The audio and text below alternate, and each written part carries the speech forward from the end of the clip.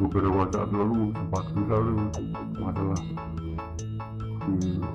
masalah hukum, apapun katanya lebih ditangani atau mengerti setelah adanya kasus tersebut viral baru ditangani. Waktu itu terlalu menyakit atau enggak, tapi saya cuma nilai berkaca dari yang pernah terjadi. Sinyalku, pasti ngaku. Ini kan masalah cagar budaya, saya kan dan laut cagar budaya itu di beberapa tahun yang lalu juga pernah terjadi itu. Sebentar kasus Yoni Julengan itu juga setelah saya laporkan setelah didata oleh pihak saat itu BPJB Jawa Tengah yang ini beralih menjadi BPK wilayah 10 Jawa Tengah ini. Itu telah saya laporkan dan telah didata, meskipun hanya didata lokasinya karena Yoni tersebut terpendam. Yoni yang berukuran besar, dalam yang umumnya itu Yoninya besar, itu makanya lebih terviralkan setelah tiba-tiba digali ya. Jadi situs itu pada awalnya memang terpendam, dan dalam undang-undang cagar budaya kan memang situs atau benda cagar budaya yang terpendam itu meskipun diketahui lokasinya, kalau terpendam ya udah tidak boleh digali atau apa lalu diviralkan gitu. Itu kan BPJB kayak itu hanya melestarikan dan mengamankan. Kalau sudah terpendam kan udah aman, ya udah. Tapi kemudian kenapa tiba-tiba digali dan itu jadi viral lalu baru diamankan. Demikian juga saya lalu berkilas balik pada kasusku itu 2022 saya dilaporkan oleh teman-teman komunitas saat itu. Lalu itu kan berdasarkan dari penuturanku dan posting foto dua benda cagar budaya yang bertulis atau prasasti tersebut ke teman-teman, lalu mereka melaporkannya untuk diamankan. Tapi kenapa saya mendapat hal yang buruk itu sudah terlalu sering saya ungkap dalam channel ini.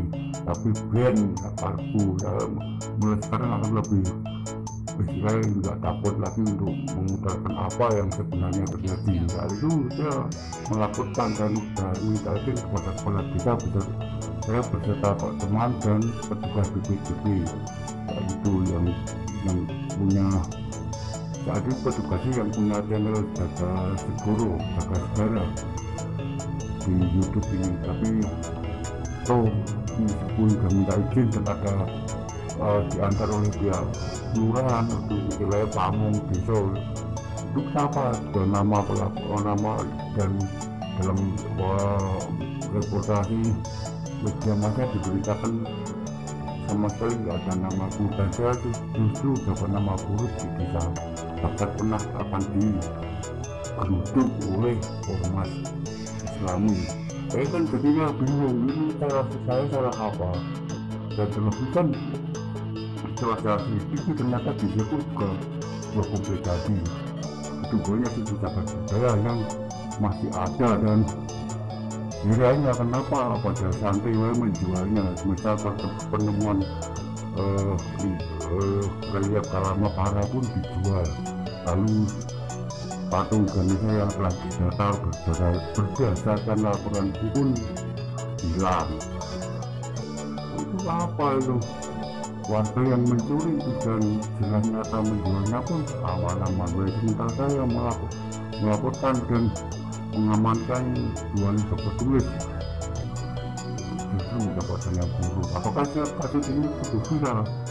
Karena saya itu di tahun 2017 dan hingga ini tiada upaya pelestarian apapun, meskipun telah berulang kali saya melaporkan dan telah didata oleh pihak BPJB lalu BPK wilayah 10, tapi sama sekali tiada upaya pelestarian. Ya cuma menuntut hak dan mengingatkan bahwa kewajiban warga negara adalah mengamankan, melestarikan situs cagar budaya dan menghentikan atau yang pribadi yang melestarikan itu apakah bermoral, itu aja ya. Jadi saya ini lo atau bercermin ada dulu jadi bilang nggak waras dan sebagainya, lalu kenapa yang mereka yang mencuri dan menjualnya aman-aman baik? Apakah itu viral waktu disambut dilestarikan itu cagar budaya dan suara saya terdengar? Dan itu juga masalah klaim itu juga lagi viral itu karena saya melihat di YouTube ini masalah negara sebelah alias negara ini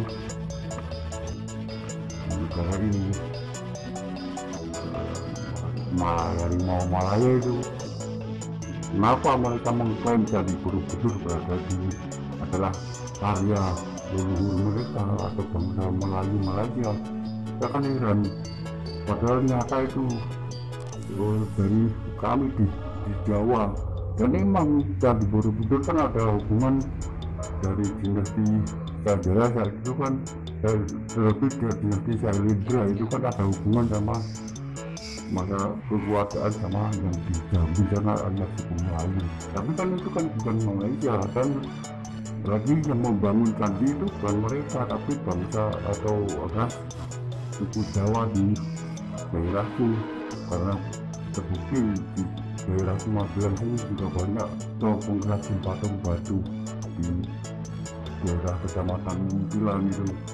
Lalu apakah mereka bisa bikin patung batu? Itu jadi pertanyaan. Masalah relief pohon-pohon sulur yang jadi ornamen itu memang ada kemiripan dari relief bunga sulur atau tanaman sulur dari ornamen Melayu sama Jawa itu hampir mirip, tapi itu bukan hanya di Melayu saja, banyak di Indonesia kan rata-rata karakter bentuk gambar tanaman itu dalam motif itu sama.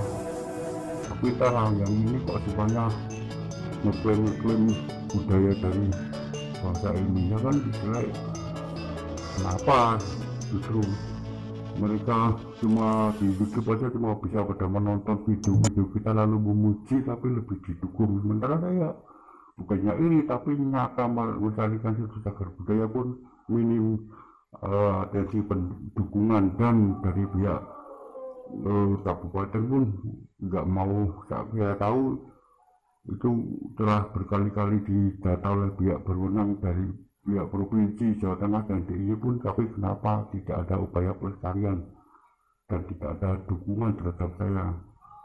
Semoga saja didengar dan ada tindakan lebih lanjut bagi situs cagar budaya di desaku, terutama yang kompleks Candi Indosiwa, tapi tidak ada upaya pelestarian alias diabaikan. Salam budaya.